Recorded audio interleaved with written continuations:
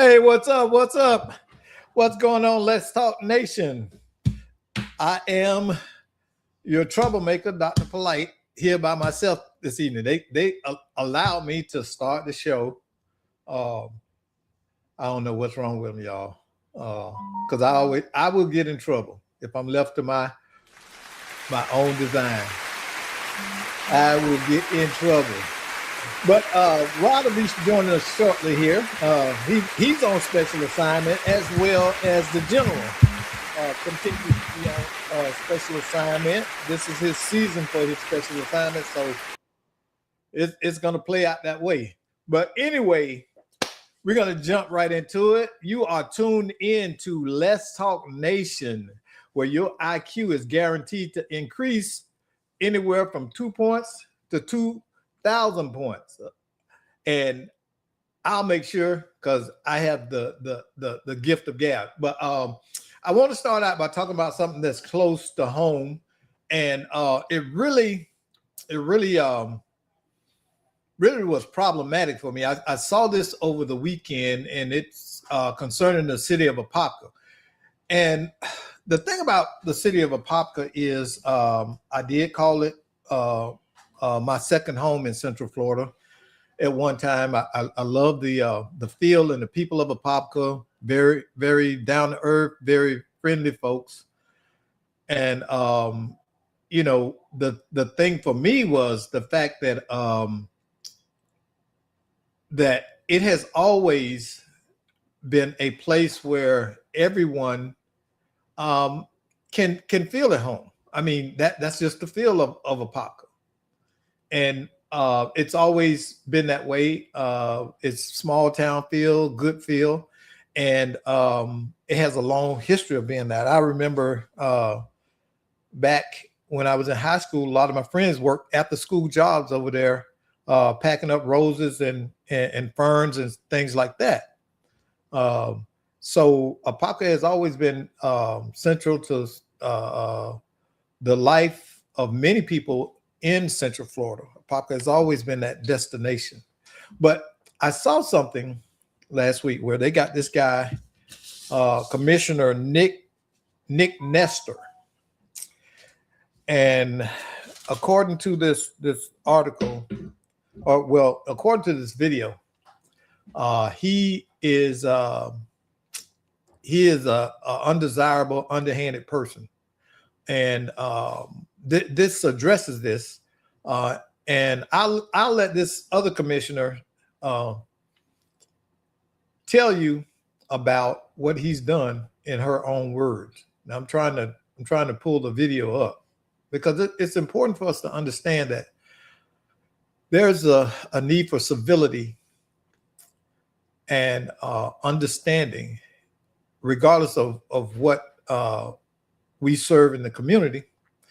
And this guy does not seem to recognize the need to do that. And unfortunately, he has taken to where he has tried to get this young lady kicked off the commission by filing lawsuits and everything. But I'll let her tell you in her own words. Hopefully you'll be able to see it. I'm gonna share this. Go ahead and share my screen.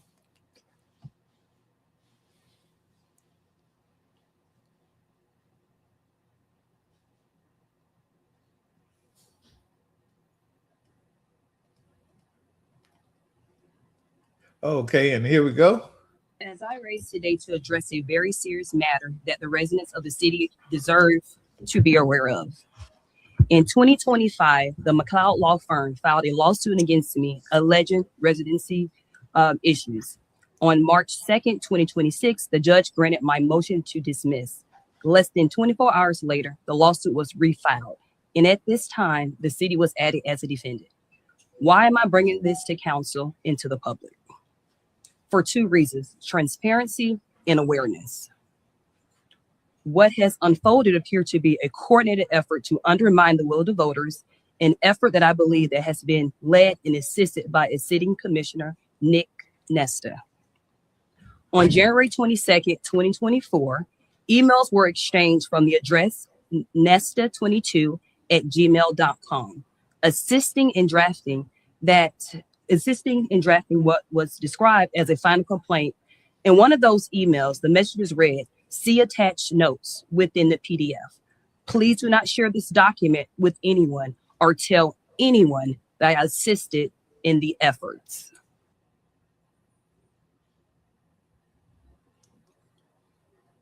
Now, for me, that's a big problem because um, it speaks to the understanding that this is an ethical conduct problem for this young man.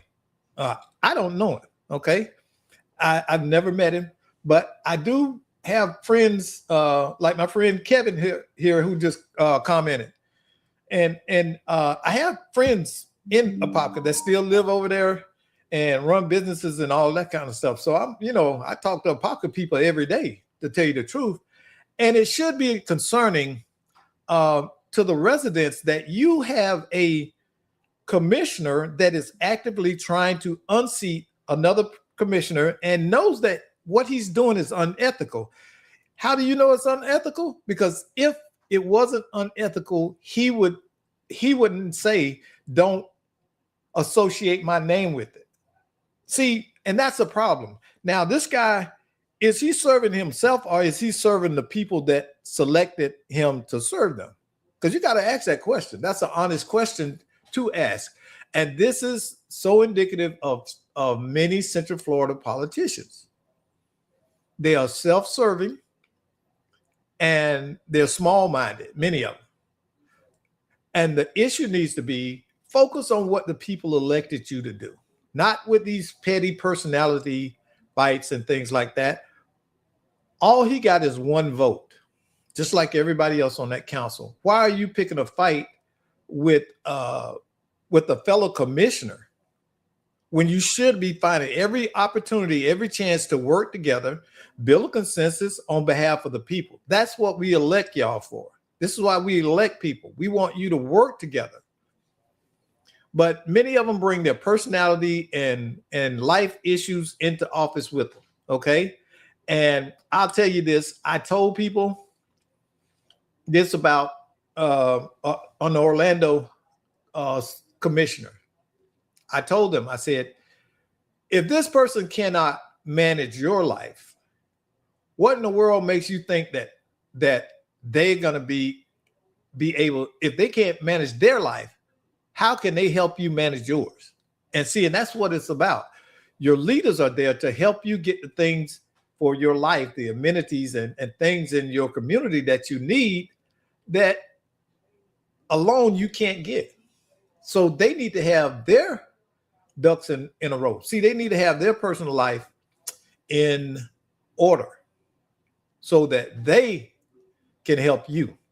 If they're busy going to jail, going to rehab, being caught up in scandals and public drunkenness and drug use and all of those things that have nothing to do with leadership, they're not going to be able to serve you. They are going to be serving whatever issue they got to deal with, because it's certainly going to get in the way. And because of that, you, the public, you now get underserved. You don't get the representation that you voted for because the person is incapable of managing their life. And now that interferes with what they can do for you. And then think of this, and this is another point I made. When people are see who represents you, you become a reflection of that community and how that community is viewed. So with this man being this small-minded and petty, how can people in Apopka even vote for him?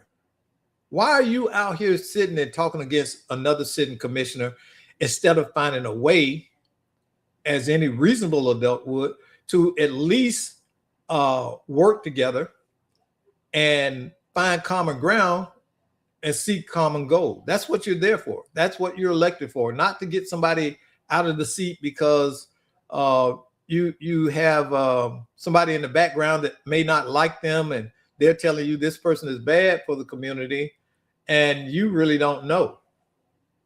You know, this guy also challenged this lady's livelihood. Why would you go after somebody's job that has nothing to do with them being elected? Why would you file a false complaint? This is ignorance. This is absolute ignorance. And this Apopka, let me say this. This tells y'all who this man's character is. Point blank, bottom line. He is untrustworthy. Okay. It's like this. A friend of mine that, matter of fact, he's from Apopka. He told me this. We had a mutual friend, and the friend was cheating on his wife. And he said, I don't want to do business with him anymore. I said, why? He said, because he cheats on his wife. And I said, well, what that's got to do with it? And he made a valid point. He said, if he cheats on the person that he snores face to face with every night and has professed his undying love for them and fidelity to them, if he cheats on them, what would he do for me? And I said, that makes absolute sense. And you have to understand, when people show you how they operate, don't pretend that they're not operating that way. This guy is over here going against and trying to undermine an elected, not chosen, an elected person in office, just like he was elected. Okay. Now, if he manages to do that, what else can he manage to do? This is unethical. And as Maya Angelou said, when people show you who they are, believe them. Trust your first instinct about a person. This guy is trouble. And y'all think, oh, Kilsheimer was an idiot. This guy is probably, if he goes further in Apopka, he's probably going to be more of a problem. And it's crazy to watch this. See, I've been around Apopka since Mayor Lamb was still living. And I forgot the guy's name. I didn't like him. I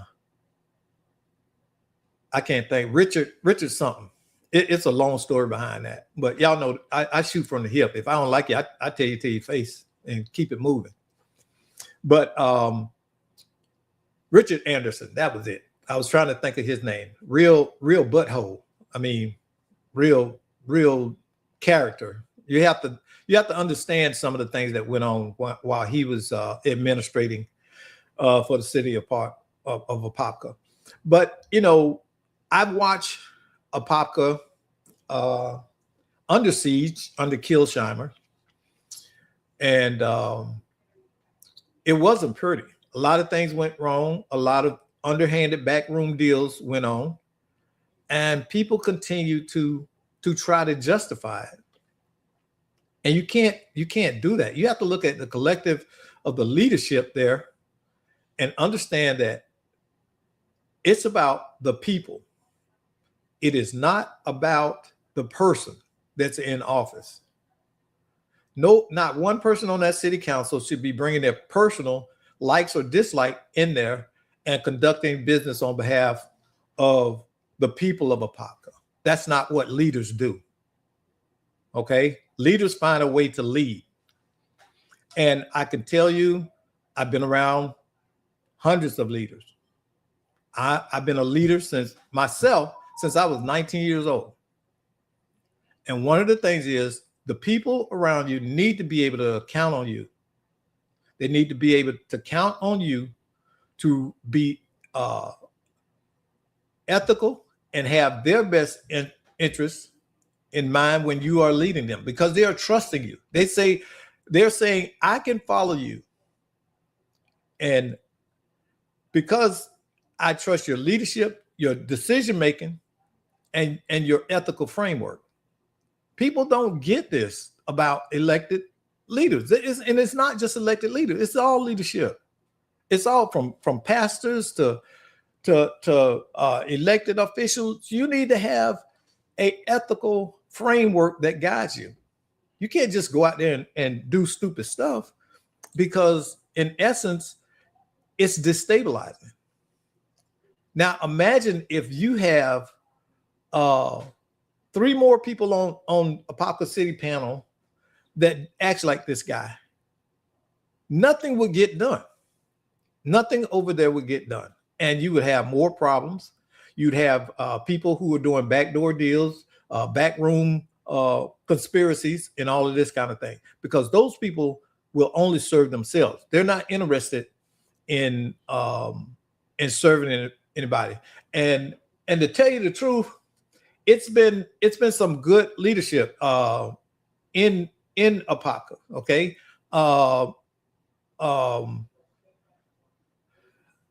Alexander Smith has been a good leader.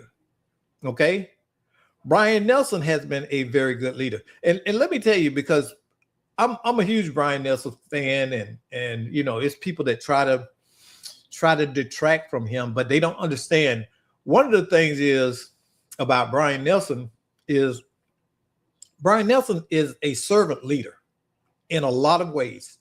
And he hasn't ran around and pumped his chest and said all of these crazy things and tell people I did this, and he's not built that way. We're from the same generation. We're not built that way. We don't need to pontificate and posture, because we're leaders. Our work and our resume speaks for us. Now, that doesn't mean that we should not be recognized. What it means is that it's bigger than just us. Yeah, you know, if I'm in charge and stuff, what I want you to see is that I'm going to do the right thing, and that you can trust me and you can follow my leadership. Okay. Right now, Alexander Smith, Diane Vasquez, and Mayor Nelson, okay, are the key people on Apopka City Council that you can trust to lead with integrity. Okay. The young lady that just came in, she hasn't had a chance to really lead, because she's been fighting foolishness this whole time. I mean, imagine getting elected. The people said, we want you to represent us. And then you get in there and you got an idea, you fresh face, you want to come in there and you want to work with the people who are already there. You recognize that this is a team effort, not a me effort. And then you have that one little, Doc don't like to cuss, that one little butt. Okay, I don't know if he's got small man syndrome or whatever else, but something about this guy says that he doesn't get enough attention. Maybe he needs a hug. Maybe y'all need to have a hug fest over there for him, or intervention or something.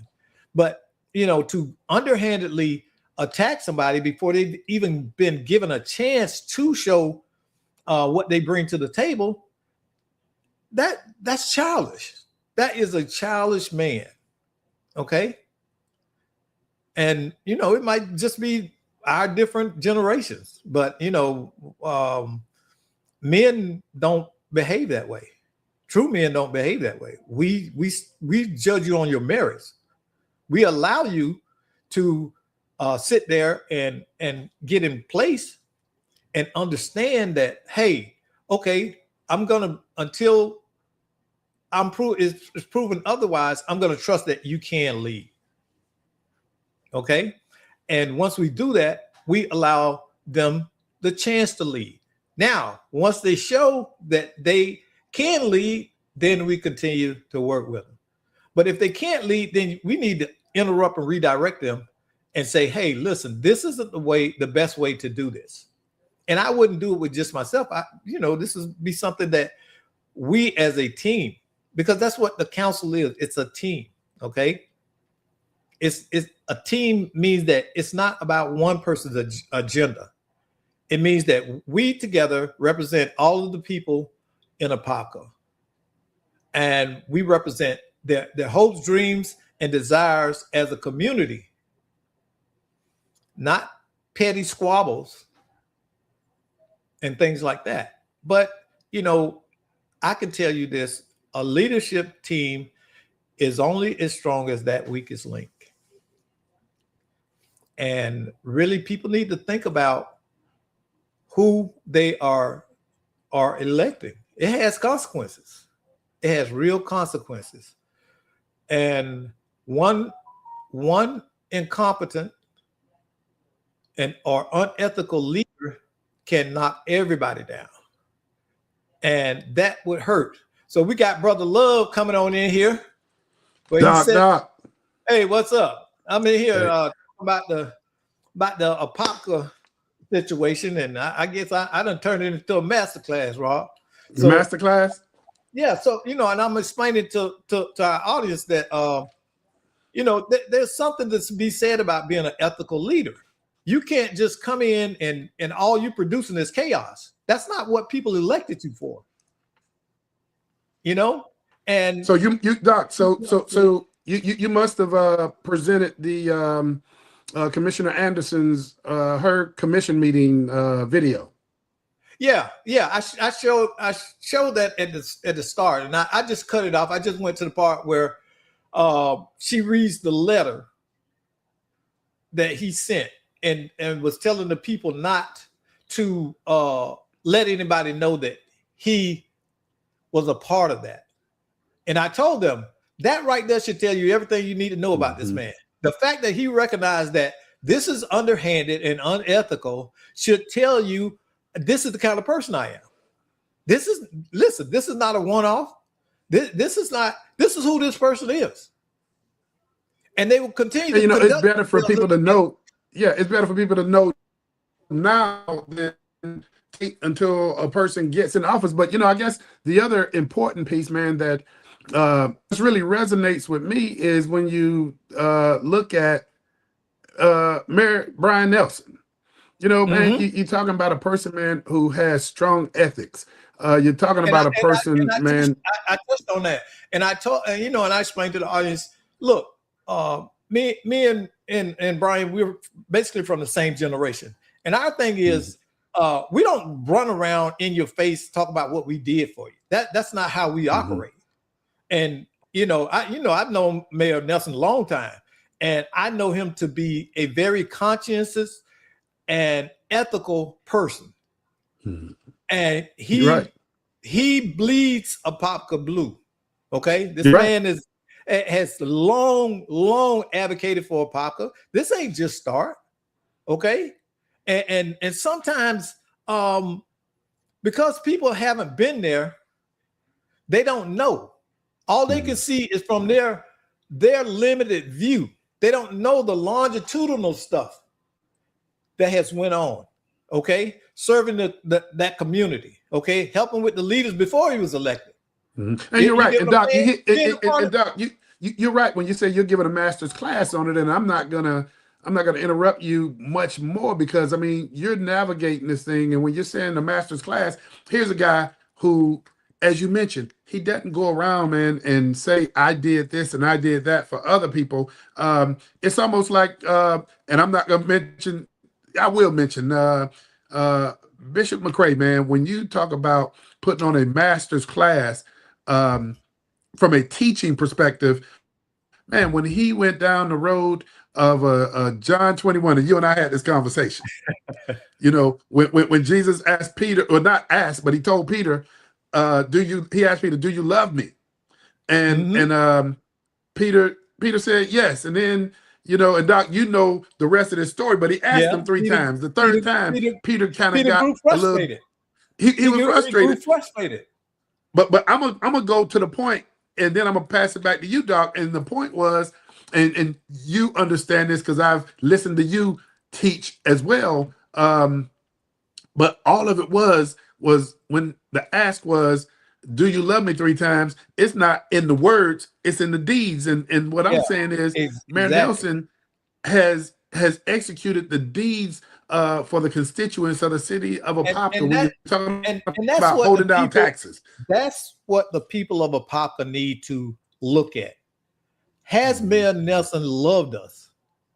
And unequivocally, yes. It's shown in the way that he has represented the city of Apopka, that he has advocated for the city of Apopka, that he has went to bats. I remember we had the meeting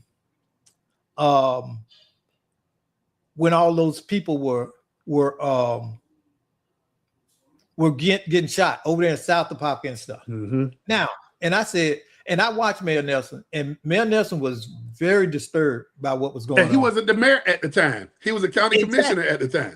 Exactly. And he was like, Doc, I need to get with you, and we can talk about some things that we can, maybe some programs or something to, to deal with the trauma. And those are the conversations, Doc. Those are the conversations that and people don't know that. Now, he wasn't, like you said, he wasn't the mayor then. Okay, but we all stood out there and we had this conversation about how do we help our community. He wasn't the mayor at the time. And credit. I ain't heard not nobody stand up there that day talk about, well, I'll do this and I'll get credit for it. That wasn't even in the conversation. It was concerned about the safety and security of those people. You're right. And Doc, you were one of the main people. And that's when Kilsheimer was mayor. And you were one of the main people, Doc, when Mayor Nelson said, we got to do something about it. And what he did was he got on the phone, man, and he called the different individuals from the community. And subsequently, you had the first Apopka Youth Violence Task Force. And that task force, you had Dr. Randy Nelson, you had Attorney Greg Jackson, who was involved. You had community members that was part of the task force. But the beautiful thing about this was Mayor Nelson said, hey, we got to address the killings that are taking place. We got to address the crime. But hey, guys, when you address crime, you got to address it from a holistic perspective. You got to create jobs. You got to look at housing. And man, that Youth Violence Task Force didn't look at just crime issues. Greg did a master's class on community redevelopment with the CRA at the time. The state was looking at eliminating CRAs statewide. You had Dr. Nelson, who talked about community engagement, law enforcement relationships. You had conversations about workforce development, of which Mayor Nelson then coordinated. As a matter of fact, Dr. Nelson engaged Apopka before he even engaged Orlando. You're right. You're right. You're absolutely right. Hey, before the first Orange County Task Force ever took place, you could look at the recommendations from the Apopka Youth Violence Task Force, and that was a blueprint. Exactly. So, and let me say this to the people. I want y'all to lean into this and hear this, okay? The difference between a leader and a pretender, a leader will always show up with the solution to the problem that they're addressing. See, when y'all see them few little citizens that's always running up there to the podium at the city council meeting, and all they do is this, that. And they never once come up and says, here's a plan that we've worked out that will address here's a viable solution. Yeah. Exactly. See, what you know me some years now. Do I ever talk crap about something and don't have a plan? You're right. Every time I address an issue and I talk about it, trust me, people, I have a plan. Okay, I know how to address it because I'm not gonna. The first thing I'm gonna do is say, why is this a problem? I need to do a triage on understanding what's the causation of this problem. It's not. It don't just happen out of thin air. There is a reason that things go on, and we have to start problem solving from that point of view. Why is this a problem?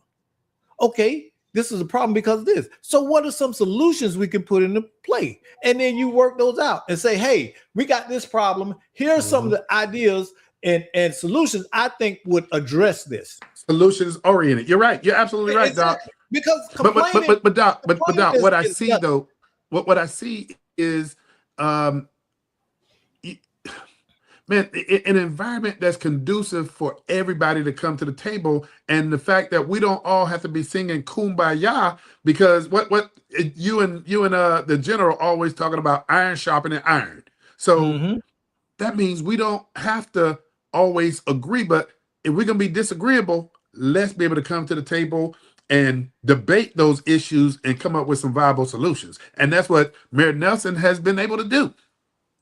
Exactly. And man, listen, yeah, he's better than me. Because see, if you come up there to the podium complaining, and I say, you know what, I'm gonna deputize you right now. That's your problem. Come back next week with a solution. Give me your plan. Yeah. And every time you come up there, did you create the plan? Where's the plan?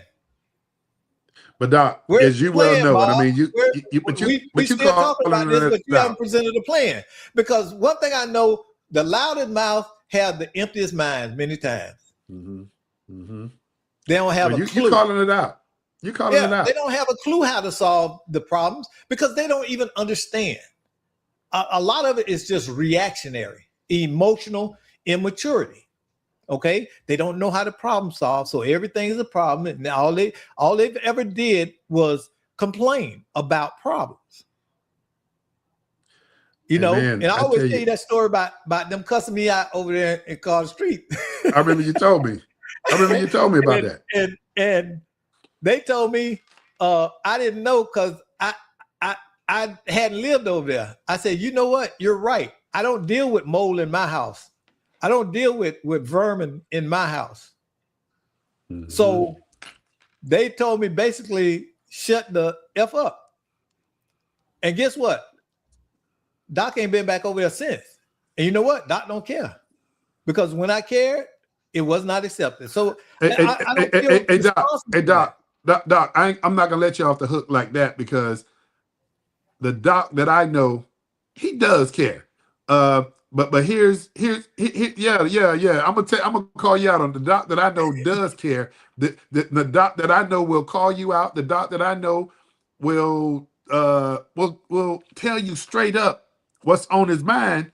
But and the reason why I say this, Doc, is I say this because I don't want, if Commissioner Anderson were to look up and say, you know what, I'm tired of that, and walk away, Doc. The people, the constituents of the city of Pop could be the ones that would be hurt. When you look at what she's been able to do we always talk about that. I want to frame. Let me reframe my don't care. You're right, because when I say what I don't care is I'm no longer going to approach the problem through those people. You see what I'm saying? Because I can make an impact on an individual level as well.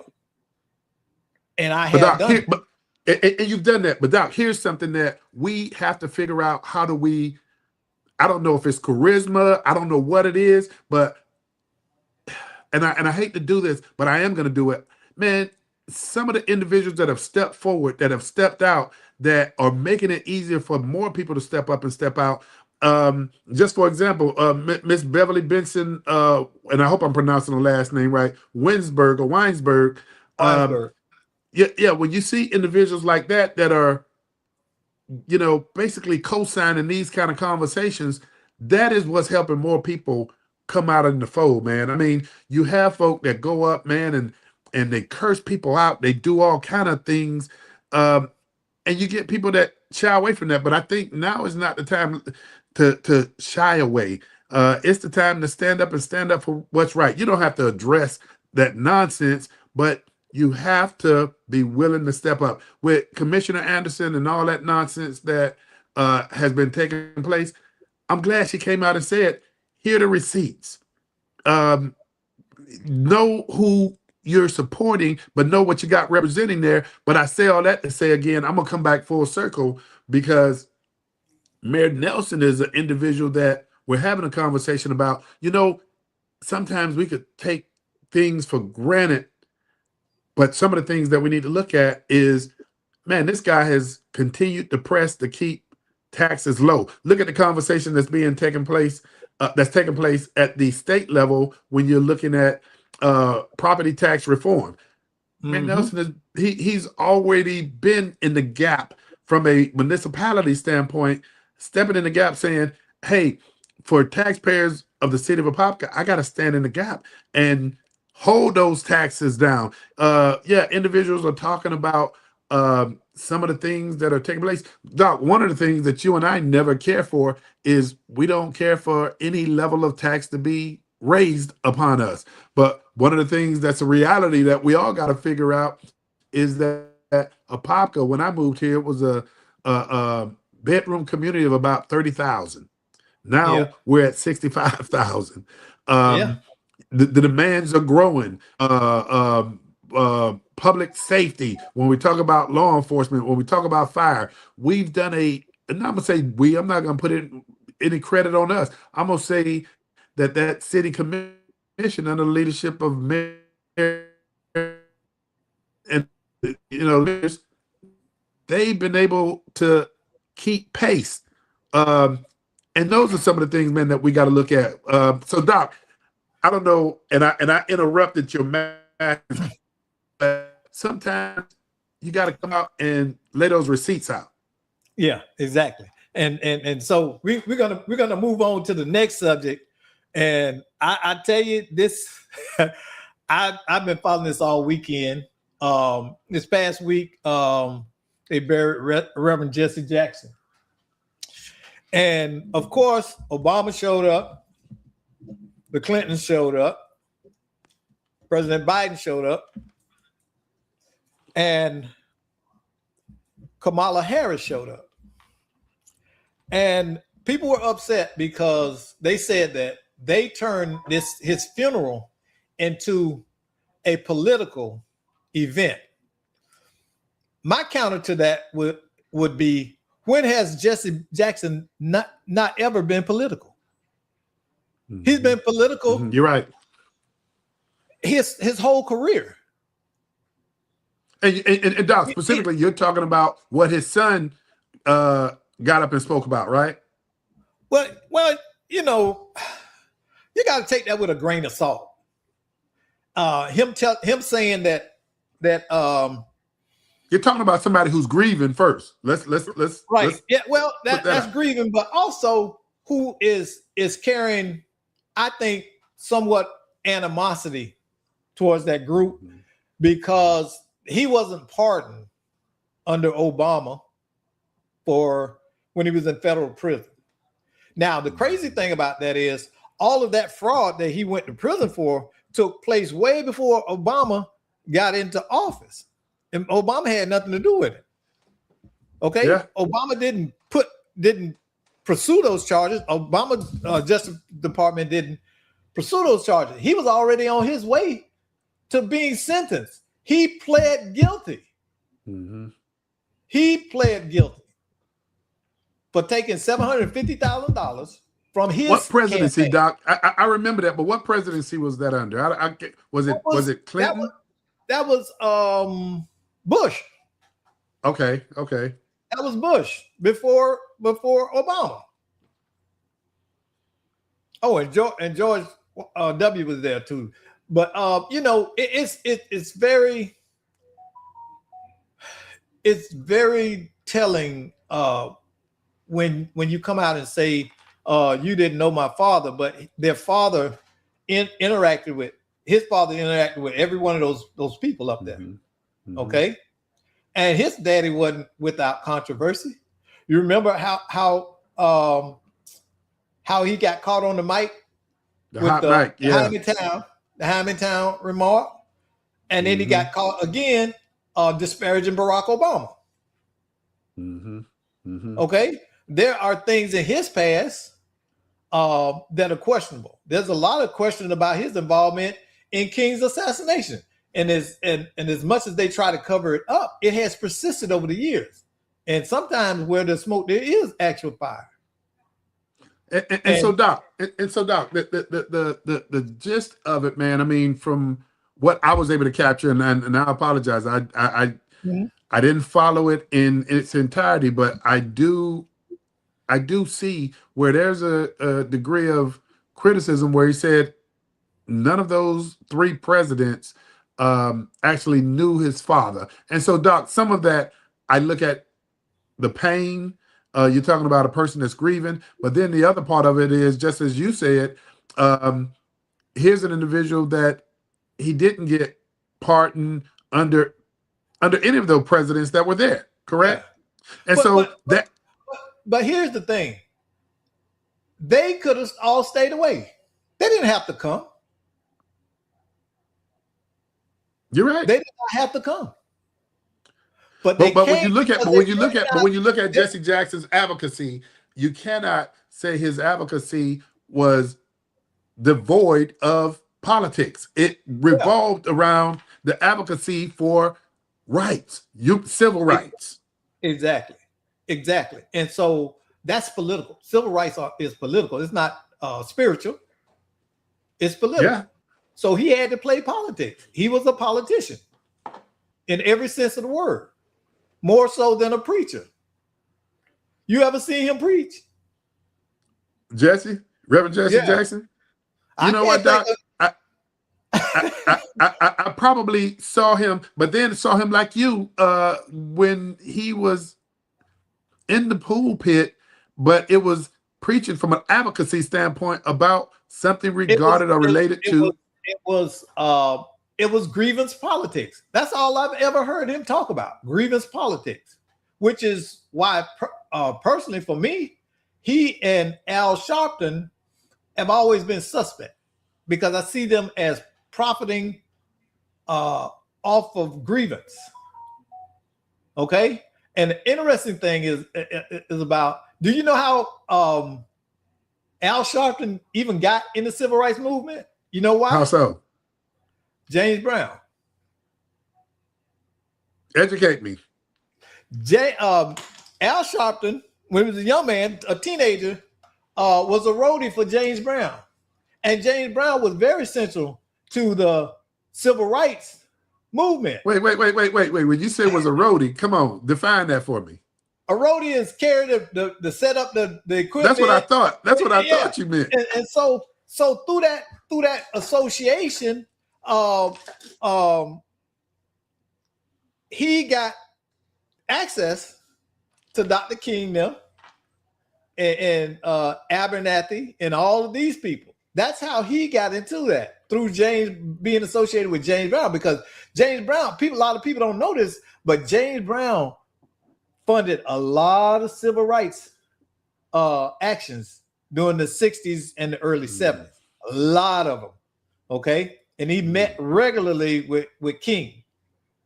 And so that's how Al Sharpton got in that hemisphere, and went on to, went theology and stuff. And I want to say, I want to say Dr. Joseph Lowry. Remember him? Yeah. I think he kind of took Al Sharpton. One of those pastors took him under their wings and convinced him Lowry was Lowry out of Georgia, or was he out of Philly? I think somewhere up north. I'm not. I have to look. It's been years since I went through that kind of material. But it's funny. We're looking at the twilight of an era. Really, in addressing Jesse Jackson's passing. Them freedom riders, that's why I be looking at people talking about my mama marched with Dr. King. Boy, your mama 50. She ain't marched with no Dr. King. How you telling that lie? Your grandmama either. Your grandma my age. I wasn't marching with no Dr. King. I remember when Dr. King was killed, because I was 7 years old. But I can't say I marched with him. And a matter of fact, this past week was the anniversary of the date that Dr. King spoke in Orlando. I think it was on Thursday. This past Thursday was the anniversary. His one and only trip. He came here, and it used to be what was called Tinker Field. I don't know if you've been here that long. Right behind Campbell World Stadium. And that used to be the winter home of the Minnesota Twins. And Doc, you got some history, man. Yeah. So when I was a boy, we could they would give, you know, like the elementary school, they give us tickets and stuff like that. So me and my uncle, that was a short walk from my grandmother's house right there to Tinker Field. So we go all the time. When we get tickets, we go out there and watch the baseball. Now we had to sit off to the side. That tell you, see, I ain't that young. Okay. Hey Doc, so you didn't give the reason why you had to sit off to the side, but I know and understand the reason why you. What I'm saying. Yeah. You know, I had somebody tell me, because I was explaining about when I was a little boy, I vividly remember having to sit in the balcony at the Beecham Theater downtown because that's where black folks sat. And even as a little boy on the bus with my mom standing behind that line. See, people love to think that it was so long ago, but it's been within my lifetime, huh? But let me ask you this, and you know, I'm going to. One of the first things I'm going to say, man, is when I first moved to Central Florida, I lived a couple of places in Orlando. I will tell you, my wife, my father-in-law, they are Popkins. Even though my father-in-law originally Alabama, but he moved here as a kid.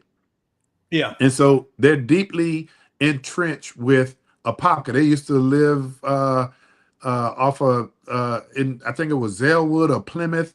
Used to live on a dirt road. So when I say my wife and her side of the family, man, they're deeply entrenched. And Doc, you led off with this when we were talking about Mayor Nelson. And I don't like to go here too much, but when Mayor Nelson engaged, when Apopka had about 6 or 7 killings in the span of 8 days. One of those that were killed was my wife's first cousin. And, you know, when we talk about relatives and relationships, this was a cousin that my wife and her family, they would see each other because, you know, in Apopka, man, 13th Street and thereon, and their grandmother house, and they always had food. They were cooking. A family that always celebrated no matter what. Just after church on Sunday, getting together. So this is a cousin that was a tight, close cousin, and I met him when, you know, I was, you know, when I met my wife and all of that. And so one of those 7 killings that took place when Mayor Nelson stepped up, it hit home for me and my family. Yeah. And I'd already known Mayor Nelson at the time when he was serving in the House. I got to know him better when he was a county commissioner. And so I say that, you know, from a leadership standpoint, but I say that to say this to you. We're having a conversation about Jesse Jackson. We've added Al Sharpton to the conversation. Doc, I can leave it to you, and you can talk about legacy of leaders, but I'm gonna bring it all the way home, man. White, black, wherever direction you want to go, but Doc, there's a void that's getting wider out there, and I'm just wondering, man, what is on your mind? How do we look at eventually filling that void from a leadership perspective? And I will say this before I pass it to you, Doc. It's not going to be one person that communities look to when we want to look at leadership. It's going to be a collective of individuals. But you know how we often had the conversation about we stand on the shoulders of giants. Where are these other to-be giants? Where are they? When are we going to be able to lift them up? And I pass the baton, Doc. Well, one of the big things for me personally, how I look at it is we've got to talk about the ethics of America. And there's no way around it because we're finding people less ethical, less community focused, less family focused. Okay. And Doc, you could back families, up. You could back up what you're saying, and see that's that yeah, Dr. Nelson teaching that's coming out of me. You can back up everything you're saying based on empirical data. empirical data. It's there, and it's been there. This trend. This is right now we're on a 20-year longitudinal trend of decline in ethical behavior. We're seeing that. We're seeing. There used to be shock value. There's no shock value anymore. Yeah. You know that. Remember they used to call them shock jocks on the radio. Yeah. Why? Yeah. Because they would get on there and say outlandish things that nobody thought people should or would say. But now everybody. But now everybody's on social media and they shock jock all day. They cuss each other out. There's no civility. There's no compromise, and a lot of it is not healthy mentally long term. This is why we're seeing kids killing themselves, because they are dealing with mental interactions that they are not built to handle. And Doc, that's why you got to be able to learn how to turn it off, though. But you can't. Kids at that age, Rod, they don't have the capacity to synthesize information as it comes in. This is why they have parents. Okay, but that's why you have they don't understand. They don't understand the gravity of yeah. But you got a lot of what is it, Doc? Because you and I have had conversation. But you got a lot of federal testimony right now dealing with social media platforms, and these folk who not only created these social media platforms, they're not even allowing their own kids to get engaged in this because they know how harmful it is. Exactly, and that should be a warning sign to everybody else. I want your kid on there, but mine can't get on there. You're right. Hey, Doc, we have about 8 minutes left. Here's a topic that you were having a conversation with me on, and I want us to hit it because everybody's been asking us about this. But the Texas Democratic primary that just took place, I don't remember the other candidate's name, but it's is it Talrico or something? Talarico, James Talarico. And it was Jasmine Crockett. So so we're going to talk about the Democratic Circular Firing Squad. That's what I call it. So why do you say that, Doc? Because Democrats so stupid that all we do is circle each other and shoot each other. We like the game that couldn't shoot straight. We always got to shoot. We will snatch victory from the jaws of defeat. So Doc, let me give you, so Doc, I'm gonna be real succinct, and I'm gonna just tell you in my observations what I believe I saw. And what I believe I saw, man, is Representative Crockett, man, she, you know how they say you start believing your own headlines? Yeah. Doc, in me seeing her in her conversation, it was always about her, and I didn't hear what she was saying to her constituents that she was going to do for them. You said that, and I gave you pushback on that. Remember? You did. You said that, and so let me give everybody the pushback I gave you. Here's the thing: James Talarico won because he was the better candidate. He was the better candidate for that particular race. And let me correct. They have very different styles. One of them, but his message was able to resonate beyond racial groups and grievances. Okay. Yeah. And that was what appealed. He gave something that is desperately missed now in politics. So people gravitated toward that. Not to knock Jasmine Crockett. There's a time to be a fighter, then there's a time to be a diplomat. Right now, she fought a fighter style. It's like a southpaw. Okay, fighting a southpaw. You can't fight them the same way you fight a regular fighter. You got to learn that. Yeah. And she went in there with a regular fight. She was fighting a southpaw, and she didn't understand that. So Doc, you gave me your pushback, but here's the one thing that I also said to you, and I respect your pushback too. Let me say that first and foremost. But the other thing that I said to you was simply this: she started watching those clicks, and the funny thing is, a majority of those clicks don't vote. And the majority of those clicks probably came outside of Texas that couldn't vote in Texas. And I was talking to one of my Army buddies, Sergeant David Dewberry today, and he was telling me about his niece. His niece or his cousin is running for office in Tallahassee, and she out there in the hood at the liquor store trying to get votes. I said, that's a losing strategy.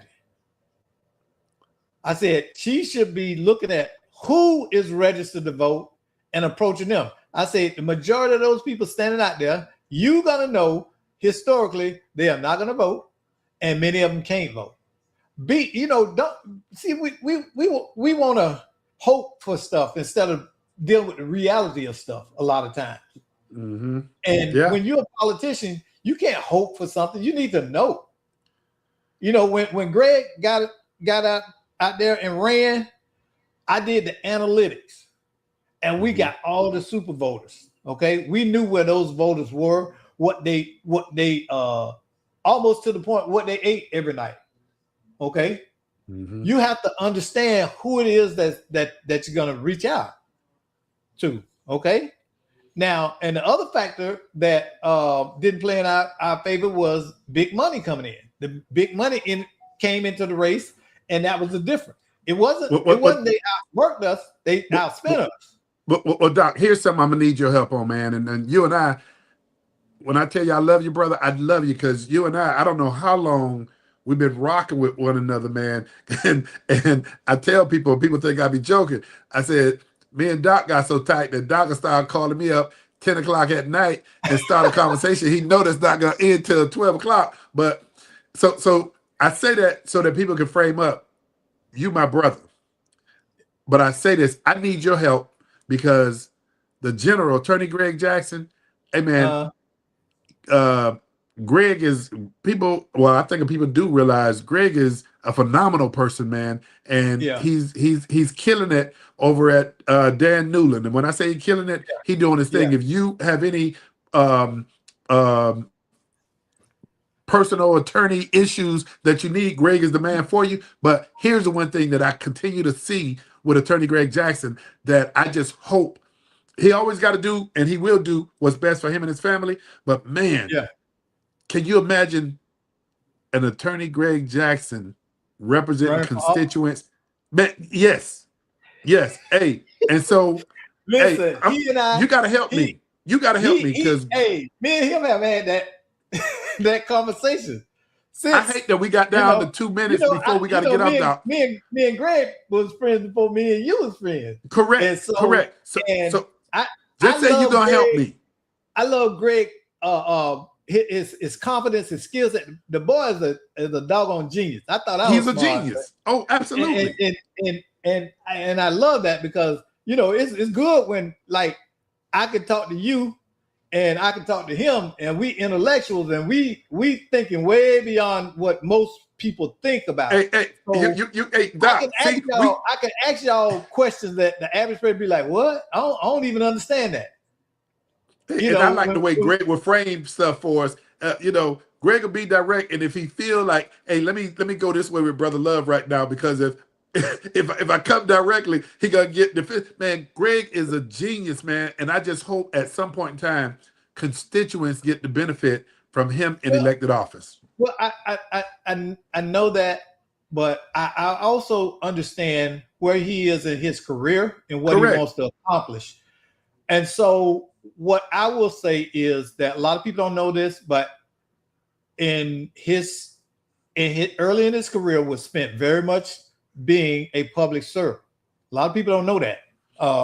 Here's what a lot of other people don't know. Here's what a lot of people don't know. A lot of people don't know that Doc Polite is the executive producer of this show, and executive producers oftentimes tell the people who own the show when it's time to sign off for the show. You good at everything you do. But yeah, you see the clock now. Hey, Doc Polite, man. Hey, brother. I love, Attorney Jackson. I think he might be off for special assignment next week, and that he's victorious. But Doc, man, I appreciate how you holding it down, how you laid it out, and brother, we're just gonna keep on rocking, man. So you don't have to go home tonight, brother. But I got to get out of here. Hey, Doc, I'll check you out, brother. Hey, man, thank you, Doc. Hey, for those of you who listen to Let's Talk Nation, tune in next Monday, and we're gonna give you a little bit more of what you're looking for.